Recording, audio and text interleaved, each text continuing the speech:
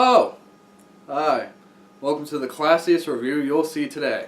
I am the classy critic. And everybody was freaking kung fu fighting. Kung Fu Panda 3 is the greatest movie to come out this year. Next to Deadpool, Kung Fu Panda 3. The long-awaited sequel to Kung Fu Panda 2 is finally here. Guys, I don't know if you realize this, whenever Kung Fu Panda 2 came out, I wanted to rip my insides out because I was so afraid that we would never get another movie out of that. Because it's been so long. The Kung Fu Panda 2 came out in 2011. It's now 2016. Oh no. But yeah, for all that wait and all that time, was it worth it in the end? Of course it dang it was! Of course it was! This movie's amazing! It's even better than the second one in my opinion. Let's find a place to start off with this movie because there's a lot going in. First of all, this movie starts out with one of the greatest just action scenes I've ever seen in this movie ever. It is literally colorful, action-packed. It is insane. It's something we've never seen out of this series ever. And it just gets better from that because this movie is like non-stop at the beginning. It just keeps going and going. It throws you plot points, and they all make sense. They all connect to each other. Po meets his father. Po goes off with his father, meets other pandas. Villain comes in, wants to destroy the pandas. It all connects to each other, and it is just so good. Po is still this lovable guy, and you can see that he's truly learned over the past two movies because, again, they didn't nerf him, they didn't make him weaker, they made him stronger. And it even proves because at one point in the movie, Po is just like, I know how to defeat the villain, just wishy finger hold him, do that. And it's like, yeah, he did that in the first movie, why can't he just do it again, basically? But yeah, it was so good, and his interactions with his father are some of the greatest things ever. And then the Furious 5, it was funny because I didn't know how much of a part they would play because this was more about Po and his father. But surprisingly, the Furious 5 was more of the Furious 1 because Tigress actually got the most screen time out of all of them because she was kind of there by Po through the entire movie.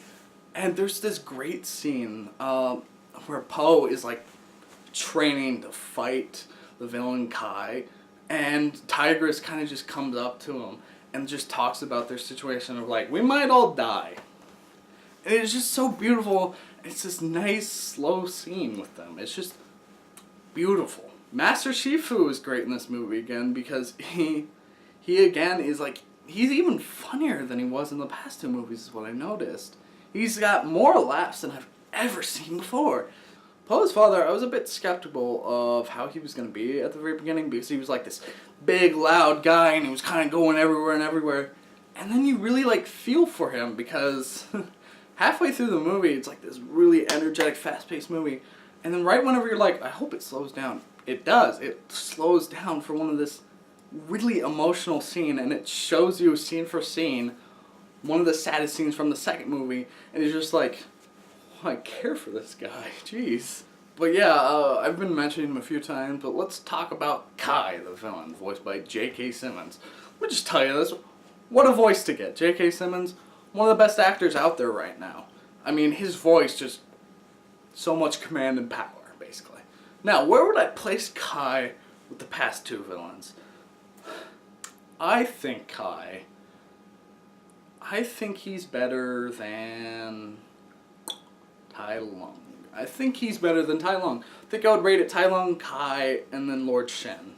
I think that's how I would rate it because Kai definitely brings the presence because he's this big hulking bull, and he's definitely, his weapons are probably the coolest part because they're like these chain swords and it's kind of this fighting style we haven't seen before in the show.